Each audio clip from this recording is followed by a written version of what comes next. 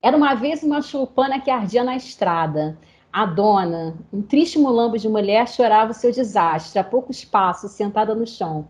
Senão quando ia passar um homem ébrio, viu um incêndio, viu a mulher, perguntou-lhe se a casa era dela. É minha, senhor. É tudo que eu possuía nesse mundo. Dá-me então licença que acenda ali o meu charuto?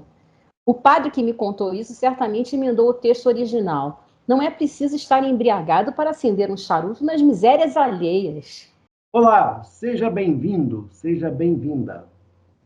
A gente vai dar início agora a mais um programa por sugestão da nossa convidada. O nome do programa vai ser Quarta Capa. E a nossa convidada é a professora Patrícia Gonçalves. Boa noite, Patrícia. Boa noite, Ovidio, tudo bem? Tudo ótimo. A gente vai falar sobre ninguém menos que Machado de Assis, especificamente sobre uma de suas obras mais famosas, que é o Quincas Borba. Então, o livro é de 1891, para mim, e o próprio Machado faz isso no final, ele meio que levanta essa lebre. Por que o nome do livro é Quincas Borba? Quincas Borba está morto, Quincas Borba não está ali. Não, tem um cachorro, sim, mas o cachorro é um cachorro, ele não deixa de ser um cachorro, né? O cachorro não tem ações ali, o livro não é sobre o cachorro, né? Nem sobre o cachorro, nem propriamente sobre o Quincas Borba. Então você fica perguntando, por que não chamava Rubião? Por que não chamou Sofia? Por que não chamou Palha? Por que o livro chama-se Quincas Borba? Eu acho, a interpretação é que chama-se Quincas Borba porque o Quincas Borba, o filósofo do humanitismo, foi quem provocou o que vai acontecer. Porque você tinha lá um sujeito em Minas Gerais, em Barbacena, chamado Rubião, que estava lá vivendo a vidinha pacata dele. Aí esse Quincas Borba bota ideias na cabeça dele e dá um dinheiro, né, de herança para ele. E com isso faz com que ele venha para o Rio de Janeiro e aí aconteça tudo aquilo que aconteceu. Então, embora o Quincas Borba não seja o protagonista, não esteja vivo na história, mas ele seria, de alguma maneira, né, a personalidade influenciadora, né? Foi a eminência parda, como se dizia antigamente, que determinou tudo aquilo. Que você... É, eu concordo com você perfeitamente. Se não fosse por conta do Quincas Borba, filósofo, que eu gosto de falar filósofo e cachorro, eu acho, claro, nada disso teria acontecido. Rubião continuaria lá no marasmo de Barbacena, ele não iria para o Rio, a vida dele dá uma guinada e tanto, né? Não sei nem se foi tão. Essa guinada, até que ponto ela foi boa, até que ponto ela foi ruim. Porém, enquanto Quincas Borba, filósofo, está vivo, ele pega e, quando ele está decidindo o nome do cachorro, ele fala: não, eu vou botar Quincas Borba. Mas aí o Rubião questiona: mas por que Quincas Borba? Quincas Borba é nome de gente. Ele fala assim: é uma maneira de eu me eternizar, de eu continuar presente, né? Ele tem essa necessidade dele continuar, embora ele também fale da filosofia dele, que vão continuar lendo e tudo, ele tem essa vontade de continuar eterno, de ter uma maneira de continuar eterno. Então, eu me lembrei, enquanto você perguntava isso, me lembrei quando ele coloca o nome do cachorro de Quincas Borba, o nome de gente, mas o nome dele, para que ali mesmo, ele sabendo que ia morrer, depois de morto, que ele continue vivo, né? E como ele tem como ele deixa essa herança, essa enorme herança, ele tem o poder de mexer com a vida de um monte de gente, a começar pelo Rubião, mas por conta, Rubião vai enriquecendo Palha, assim, né? Vai emprestando, vai bancando outras pessoas, ajudando pessoas no meio do caminho de um amigo dele que tinha morrido, que ia jantar sempre com ele. Ele não dá valor ao dinheiro, né? O Rubião não dá valor ao dinheiro. E, sim, ele não entende o valor, não percebe isso, até porque ele não trabalhou para aquilo, então ele só quer curtir. Mas o que eu acho interessante justamente o Quincas Borba é ele que traz toda essa história, todas essas pessoas, toda essa futilidade. Sem ele nada seria possível, né? A gente não veria esse acontecimento. Ele não deslocaria Rubião, tanto que Rubião está constantemente deslocado. A gente não percebe ele se sentindo no lugar dele. Quando ele volta para Barbacena, ele sente essa nostalgia, né? Eu voltei para o meu lugar. Então, essa transmutação é possível pelo Quincas Borba. Acho que é por isso. E aí tem uma ideia que está no... Né, ele aparece em Memórias Póstumas de Brás Cubas como um amigo filósofo do Brás Cubas, mas neste livro ele chega a falar com o Rubião, que é o personagem central para quem ele pede isso que você falou, que cuida do cachorro, mas ele deixa também algumas ideias. E uma delas está sintetizada nessa frase que ficou muito famosa, que rendeu até um livro do Roberto Schwartz, né? Que Sim, é o ao vencedor as batatas. Ao vencedor as batatas. Diga Isso. A síntese, eu acho que você já começou mesmo falando, né, de que os fortes, os mais fortes, prevalecem, mas a grande questão do livro, eu não acho que seja os mais fortes, né? Eu acho que são os mais espertos, porque os mais espertos levam as batatas, que no caso a gente pode pensar. E aí, as batatas, elas são a Sofia ou elas são a Fortuna? Ou são as duas coisas juntas, né? Mas tanto que Rubião fica o tempo inteiro delirando na rua ao vencedor as batatas, ao vencedor as batatas. Desmaiava, voltava ao vencedor as batatas, ou desmaiava depois de falar isso. Ele morre falando isso. Sem spoiler, é claro, mas ele morre falando isso. Entendeu? Então, ele menciona a frase no início do livro, Ao Vencedor das Batatas, e torna ela no final do livro. Agora, eu acho que ela percorre o livro inteiro, né, como ideia. E só para lembrar, ele chega a dar uma explicação na boca do, ainda, uma reminiscência, uma lembrança que o Rubião tem do Quincas Borba, dizendo o seguinte: que havia duas tribos, né, que precisavam, para se manter, se alimentavam de batatas, né? E aí, Para conseguir chegar, para ir além, né? Para conseguir sair daquele lugar, né? isso, de onde estavam, e chegar a uma outra montanha, onde haveria uma abundância de batatas, eles precisavam, né, para se alimentar, eles precisavam comer as batatas que havia lá onde eles estavam. Sim. Ocorre que havia duas tribos, né? Para elas terem, digamos, energia suficiente para chegar até outra montanha, precisavam se alimentar de todas aquelas batatas. Se eles Isso. dividissem as batatas, não haveria energia suficiente para Todo mundo chegarem até a pereceria outra montanha. ali. Então, todos morreriam. Então, há uma guerra entre as duas tribos, de modo que uma prevaleça e essa uma há de herdar ou há de ter, de receber como prêmio as batatas. O Rubião, na verdade, era irmão de uma moça por quem o Quincas Borba teve algum interesse, só que ela faleceu logo. Mas eles ficaram amigos. E aí, quando o Quincas Borba adoece, o Rubião cuida dele. E meio como pagamento por esses cuidados, o Rubião deixa uma herança para ele de 300 contos de réis. Né? Sim. Uma fortuna naquela época. Né? E Isso. aí o Rubião se desloca lá de Barbacena, em Minas Gerais, e vem morar no Rio de Janeiro, aonde? Em Botafogo. Em Em Botafogo. frente à enseada de Botafogo, diante da praia. E aí tem toda aquela descrição do lugar, né, das várias praias do Rio. Mas a história, a ambientação da história toda num ambiente de corte, né, de elite. Acho que é de uma elite, né? De gente rica. Mas eu acho que ali Machado, ele sempre vai dando a gente, a cada capítulo, né? falando com o leitor como com o leitor, ora com o leitor, ora com leitora, ele vai falando leitora, leitor, ele já vai falando de um casal que ele conhece no trem, né? Rubião conhece um casal para quem ele fala demais, que ele tinha herdado. Então, ali você vê a ingenuidade do Rubião, né?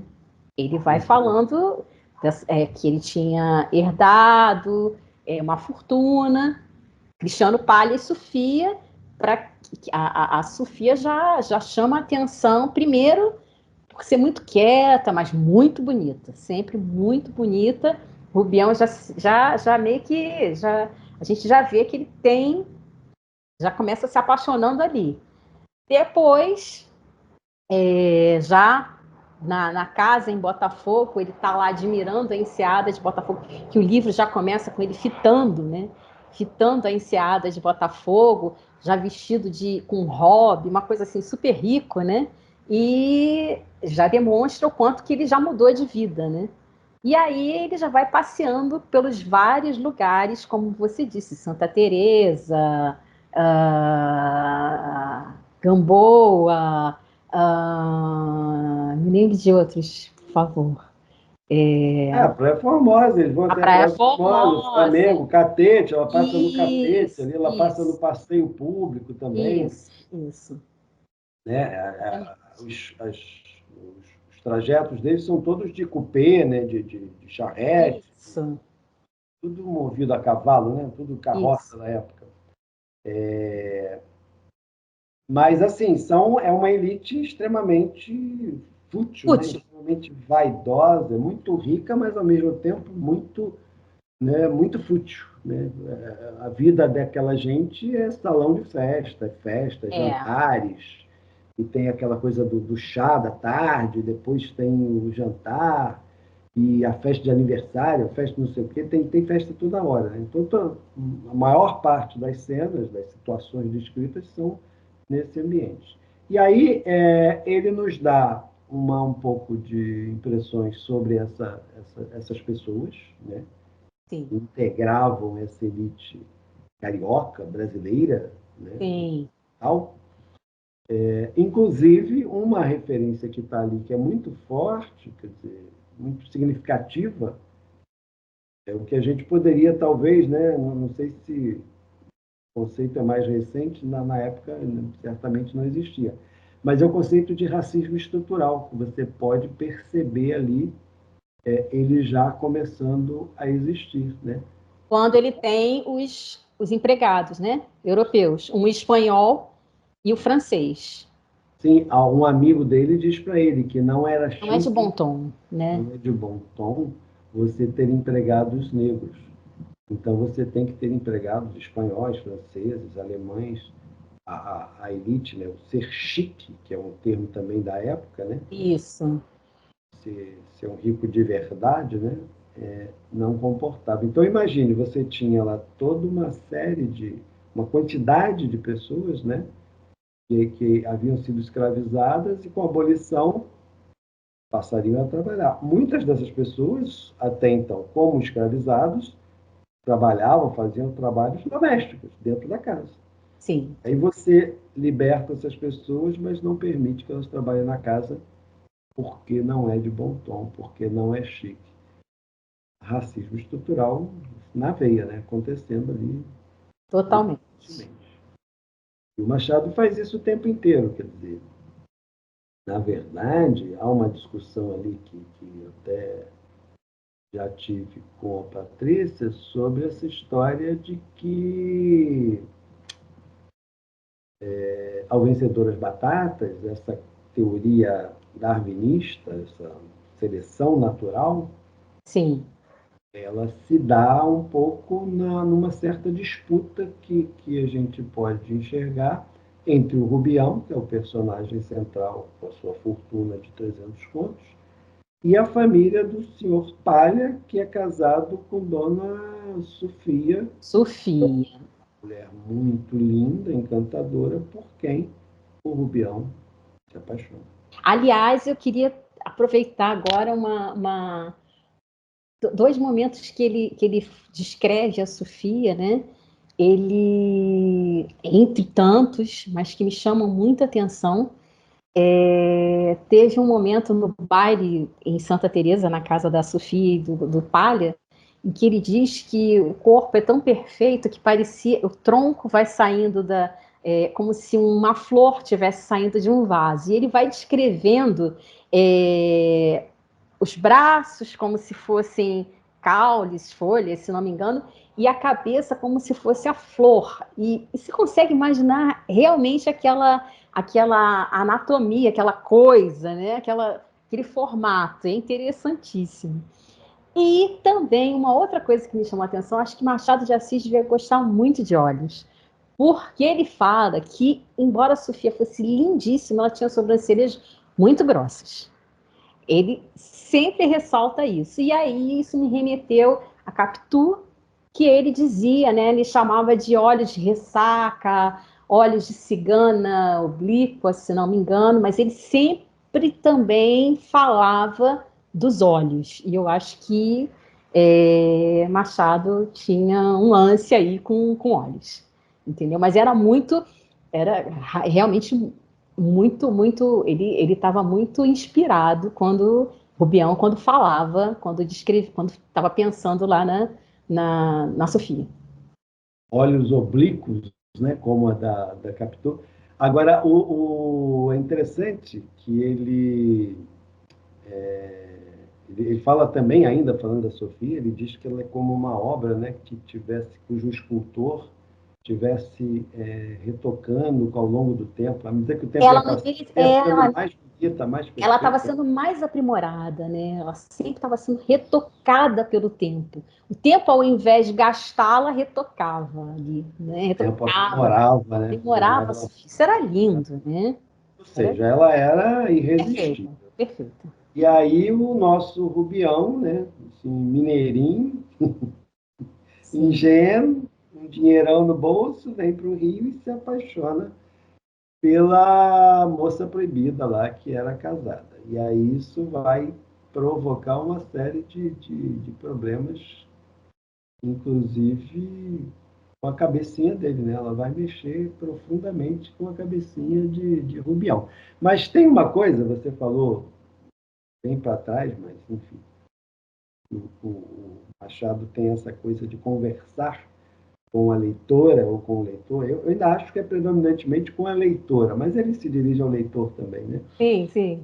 Mas ele chega a ter uma certa intimidade com o leitor, com a leitora, que é muito interessante. Tem uma hora que ele te leva a pensar, na verdade o Rubião é que começa a desconfiar lá da conduta da Dona Sofia, né, da pureza dela e tal. E aí o Machado vai descrevendo e você vai indo, vai indo. Claro, você vai criando uma expectativa. Ó, a Sofia não vale nada, ela vai dar uma escorregada feia aí. Aí, num dado momento, ele mostra que aquilo era tudo mentira, que ela não tinha feito nada de errado, ela estava puríssima, né? E É. aí ele dá uma estocada assim, você, leitor malicioso, você, leitor desgraçado, ele chega a usar essa palavra, você desgraçado ficou pensando mal da Dona Sofia sem ter motivo nenhum. Como alguém assim, estava pensando mal, né? Julgou, né? E da mesma forma que a gente antes estava julgando. Então, é incrível essa comunicação que ele tem conosco, né? Ele fala as coincidências que acontecem, inclusive uma da costureira morar aqui, né, perto de mim, na Gamboa. Isso não autoriza nenhuma suspeita, isso não quer dizer nada. Eu ia tirar a costureira do romance só para você não desconfiar de Dona Não Sofia. desconfiar, exato, Mas exato. assim, é como se ele estivesse dando um esporro no leitor, né? Pelo leitor ser malicioso, a leitora, né? Sim, sim, E ele faz isso recorrentemente, né? Isso é muito divertido, né? Que você se sente meio que provocado por ele e tal. Ele exato. devia fazer isso rindo, né? Ele devia achar muito divertido. Sim. Imagino, né? Que ele devia gostar disso. Machado pode até ser difícil um pouquinho, né? Mas assim, só te convida a ler mais, a querer, sabe? Você termina querendo conhecer mais, querendo ler mais. E termina um livro com vontade de ler outros, né? E a gente podia até falar assim, se alguém quiser, começar por uma coisinha menor. A gente estava falando do conto da cartomante, que é também delicioso, né? Então, Ah, tá. Não, não. Eu recomendaria que lesse Memórias Póstumas de Brás Cubas, que é onde nasce o Quincas Borba. Mas antes de ler. mas é um tira-gosto. Então tá. Fica aqui a recomendação, então, que as pessoas que não leram Quincas Borba, que leiam, né? As pessoas que já leram há muito tempo, que tornem a ler. E tanto uns quanto os outros, né? Lembrem-se dessa máxima aí da professora Patrícia, de que o melhor do Machado, quer dizer, quando você termina um livro, é a vontade de ler outro livro do Machado de Assis. Não Isso, é isso? isso. Do mesmo modo, eu espero que as pessoas assistam os próximos episódios, os próximos programas que a gente há de produzir, há de gravar, falando sobre leitura e literatura nessa série que a gente está batizando aqui de Quarta Capa. Sim, eu agradeço. O mar batia com força, é verdade, mas o meu coração não batia menos rijamente. Com esta diferença que o mar é estúpido. Bate sem saber por quê. E meu coração sabe que batia pela senhora. Olha que cantada, né, gente? Fica aqui a recomendação, um pedido, como é que se diz, encarecido, que quem está nos assistindo curta o vídeo, compartilhe e se inscreva no canal. Tá bom? Até a próxima. Tchau, Tchau, Patrícia. tchau.